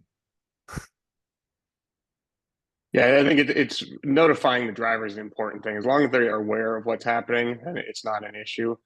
So, you know, for us, our mobile app shows that it's now being load managed and what speed you're now at, so they at least understand it. And obviously on this exact topic is multifamily is long dwell periods. You know, we really look at ourselves as a company that focuses on what we call the bookends, where you live and where you work. We're not, you know, we don't do single family homes, but for multifamily, as long as you have these long dwell times of 10, 12 hours, you can do a lot within 10 or 12 hours. But like Brad said earlier, the one, you know, issue does start coming into the larger vehicles. You know, if you get a Rivian with a 135 kilowatt hour battery, even a level 2, you plug that thing in when it's near empty, it will, you know, be 20 plus hours to charge it up. So it really does come down to the vehicle.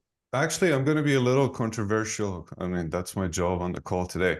But but bigger batteries are actually better with slower charging because you have a bigger buffer available, right? So if you have a 100-mile battery and you kind of go for 90 miles a day, you have to have a faster charger to kind of, because if you don't, at the end of the day, the next day, you may not have any battery available. But with bigger batteries, even if you go a lot on a single day, you still have 200 miles on your battery that you can use.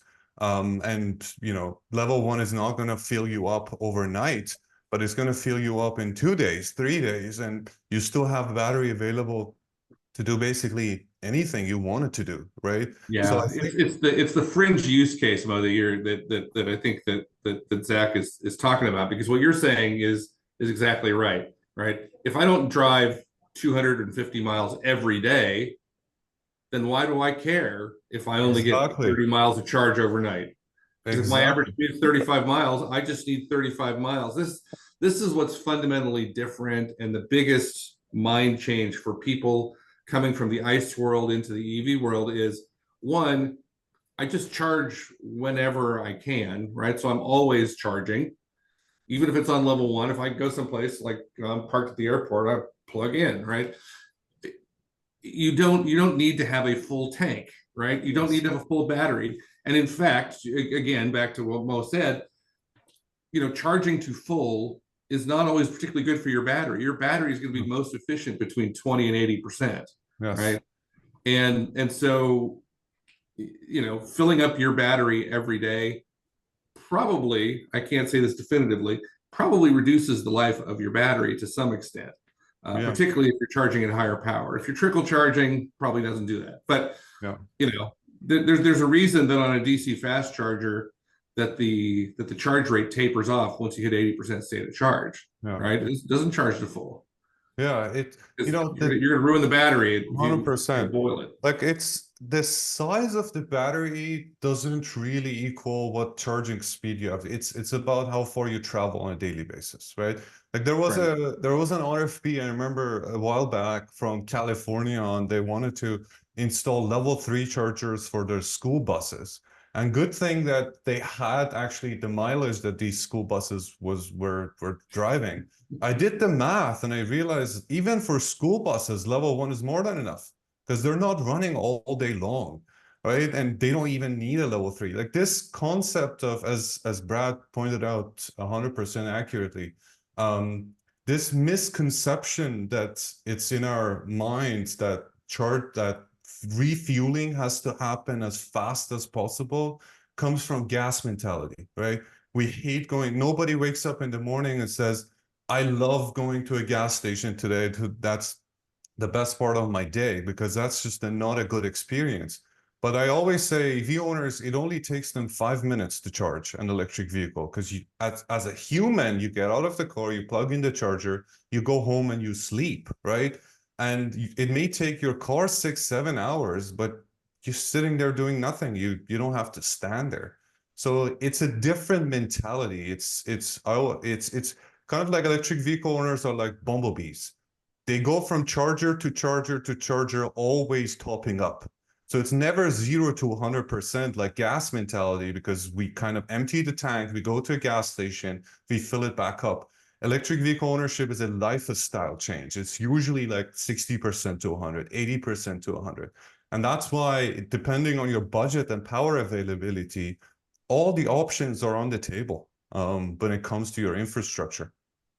Yeah, I Thank guess you. one thing on this before I move on is the main thing is not necessarily the battery size, it's the efficiency of the vehicle. So, for example, when you start True. talking something very inefficient like a Rivian, it's going to get half of the range per night plugged in than equivalent Tesla would.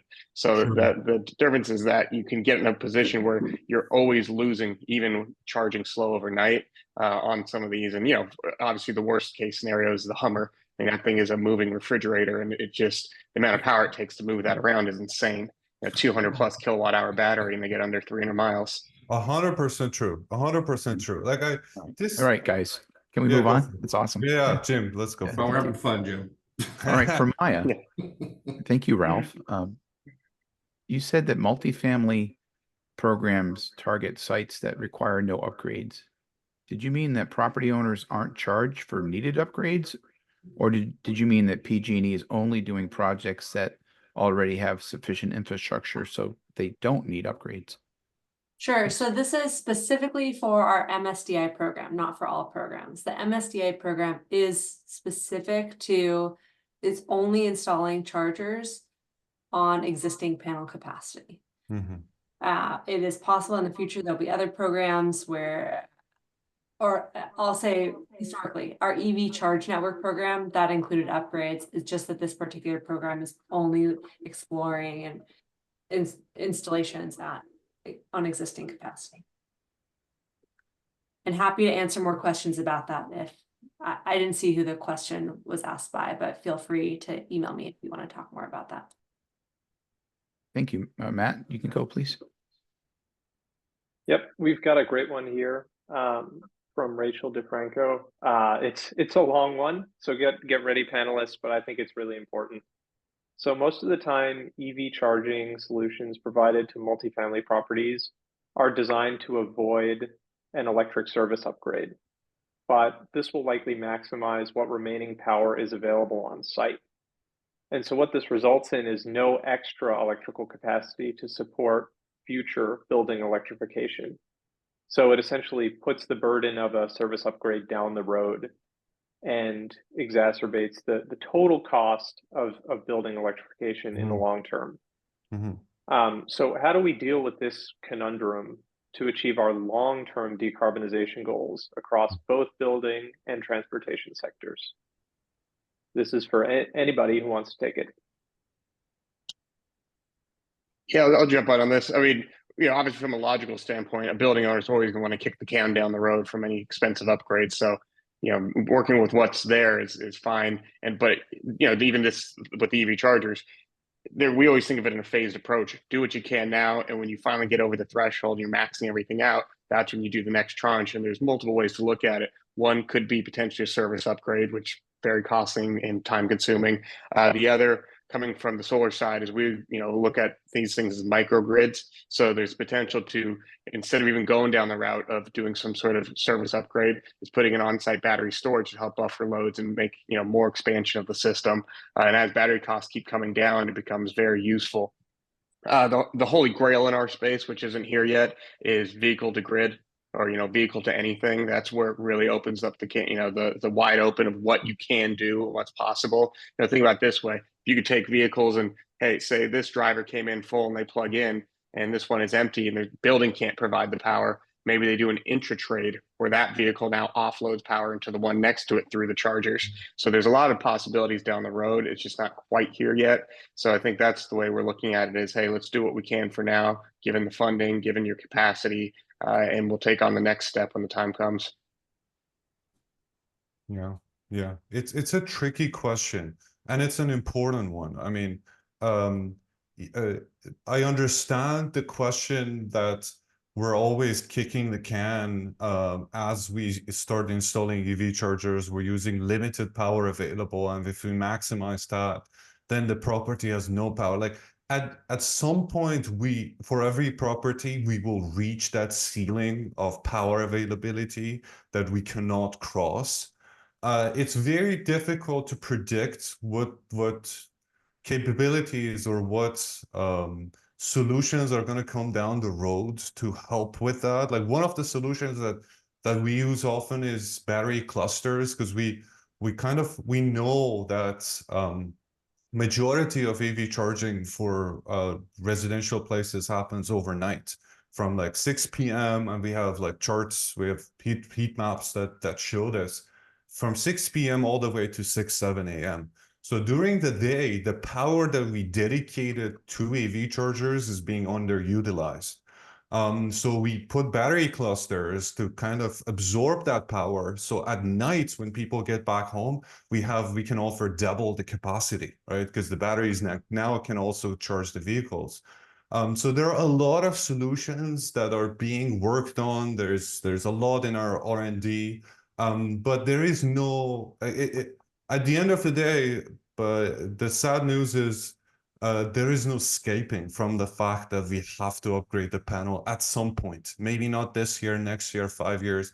And what I always suggest people is set up your rates in a way that when the upgrade is necessary, you can use the revenues coming from the EV chargers towards the upgrade, right? So you don't have to all of a sudden put down a lot of money. People have already paid for it during the time that the upgrade was not necessary. So plan for it, as Zach said, ahead of time. Nice. Next question. Thank you, Zach Lee, for providing this. I'm pasting it in the panelist chat as well. So far, we've been discussing native load management that shares capacity equally among chargers when in use. Mm-hmm. Do you think there are solutions that consider user requirements, asking users for their departure time and their energy needed, that might change the calculus when comparing level 1 to level 2 chargers? So the idea of accommodating the user's needs more directly and maybe using higher peak power in certain situations if needed. Thanks. Two things on that. Oh, go ahead. Okay, I'll say we are doing this for our managed charging program that I mentioned. We're starting, and we did have a smaller managed charging program already that did this. We're asking customers that are asking participants, what are your needs, and then their managed charging will be determined accordingly to ensure that they have the charge that they need at the time that they need it. We've seen this because we used to, prior to starting charging, we installed PowerFlex in their system. Some very smart people over there that built that out, and it does take that stuff into consideration. The problem is that one, it adds extra steps when you're just trying to walk away from your car instead of sitting there, messing around on an app trying to tell it how many miles and what time and all this stuff. And then people just end up gaming the system anyways. They just slide the slider all the way up and just walk away. So it's not a perfect solution. It works in certain use cases. The other one I think is going to be more helpful long term is plug and charge, or ISO 15118. If we could actually get the data, that's a standard that's going to allow the car to communicate its state of charge through the charger. So we now understand how much energy is in the vehicle. Level 3 is currently doing this, but level 2 is not implemented, at least broadly. But once we have that data, then we can prioritize certain vehicles and say, okay, hey, if you're at 90%, we're not going to start you charging at full speed right away. We're going to do it to the person next to you that's got 10% left. So all that data comes into play to be helpful. 100%. We touched on it very briefly, but our previous candidate around VGI, and maybe that's a future discussion, but that's going to be part of the conversation more and more over time. And I think I mentioned already for our managed charging program at PG&E, it's only eligible to customers who have their dedicated meter. And that's because, of course, without that price signal, it doesn't make sense for a customer to participate if they aren't getting the kickback. And the same is true for VGI. So that's an open question. What will the participation of multifamily housing customers, drivers, if they're their apartment building, for instance, has one, Yeah. their charger isn't on their personal meter. What will that look like? But certainly vehicle grid integration we see that this will continue to expand in the state. And as it does, these questions of personal need, your schedule, et cetera, will just continue to be part of the mix, because there's no future for VGI if a customer is getting compensated for selling power back to the grid, but then they go to drive in the morning to work and they don't have any charge. That's not going to happen, because that can't happen. Yeah, all of these points are 100% valid. You know, in my opinion, the best technologies are the ones that become invisible to the user, right? You don't know you're using the technology and you're kind of benefiting from it. So all of these solutions I've seen a lot of them over the last 5 years and thousands of installations, round robins, right? There's like so many different types of solutions that allows people to kind of share chargers. It all comes down to the fact that people at the end of the day prefer something that is most convenient to them. So if you have a choice, and this was one of the questions, if you have a choice between a series of chargers going for quantity at a slower speed versus going for power but it has to be shared, always the most convenient charger that people don't have to submit their power levels or they don't have to do any extra effort as they charge is going to be the one that provides the most convenience to your residents. So it's about convenience at the end of the day, and all of these features, they kind of take away some of that convenience, right? Yeah, well, I'll offer a comment on that. I totally agree that it is about convenience. I've run a bunch of different prioritization, driver input scenarios. We did these things in the UK back in like 2016, 2017. We ran a bunch of scenarios. Zach, you're absolutely right. People game the system, they get tired, they just push everything to the right and say, I want to charge full right now. The one mechanism that we've found useful, that we've implemented is a dynamic load balancing schema where everyone gets the same until someone starts drawing less, right? So if you can sense when the vehicle starts to drop charge rate, which is possible through just metrology that you get out of the charge station, then you can reallocate the power that's not being used to other stations. It also gives you the ability that there are different vehicles, older vehicles. I drive a 2016 Kia Soul Electric, that it just draws less power, right? So you've got cars that are trying to draw, 11 kilowatts, and you got my car that's trying to draw 4 kilowatts. There's no reason to allocate power, an even share to my car versus, the guy who's driving the Mach-E. So having that kind of dynamic mechanism to do it has shown to be the best way, without having the VGI type integration. So that's something that we've implemented within our charge network management system, and I know that there are other folks out there that have done the same thing. And it's more complicated, but it's also transparent to the user. The user just need to care about it. So I have one wrap up follow on to that, and then I think we're going to let Christian take us out.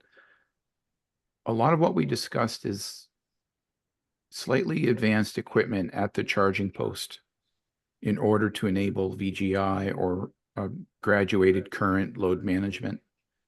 So it's important for all of us to appreciate the pros and cons between managed load management equipment and a switched receptacle.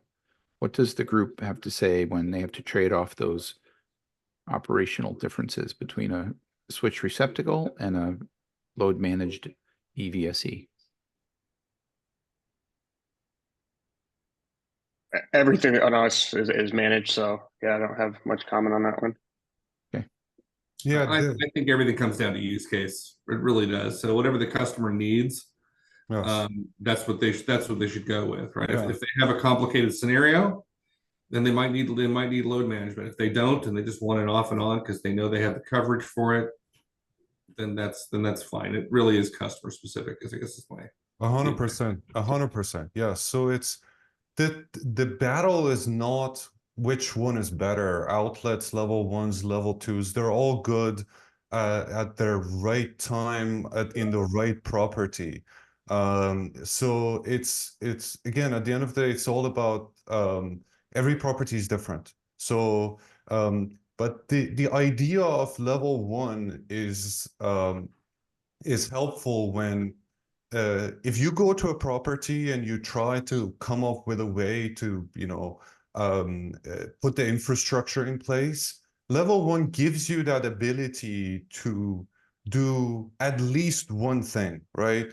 Like if there's a lot of electrical companies that I see that go into properties and they're like, there is no solution for your property. It just doesn't work. You guys don't have the budget or you don't have the power. But if level one is added into the mix, there's always the opportunity for that lone EV owner in the property to have an outlet and pay for their own usage. So everybody's happy about it. So level one basically opens up this ability for everyone to have access to power. But it's not the ultimate, it's not the best, so definitely not the best solution out there. If you have the budget, if you have the money, definitely the level two charger, the load balance solution is the perfect solution for you. But if you don't discount level one outlets because they're going to be as good if, in certain scenarios. So it's a mix. The best solution is always a mix. And that's why you have experts on this call that could basically help you out, figure out what that best mix is for your specific property. There is no one size fits all. Excellent. Thank you. Christian, let's go. Yeah. Yeah, thank you all so much. That was a really rich discussion, and I know we didn't get to all the public comments or public questions. So we'll work on sifting through those and providing answers where we can. This is a really rich discussion, and there's certainly more to be talked about, more to be worked on. So we're considering turning this into a series, as I mentioned before, and we've got some future event topics that we've kind of put up here, and also a Gmail address, evtechtoolboxideas@gmail.com. So feel free to send us some information or some ideas if you have them, or comments, suggestions.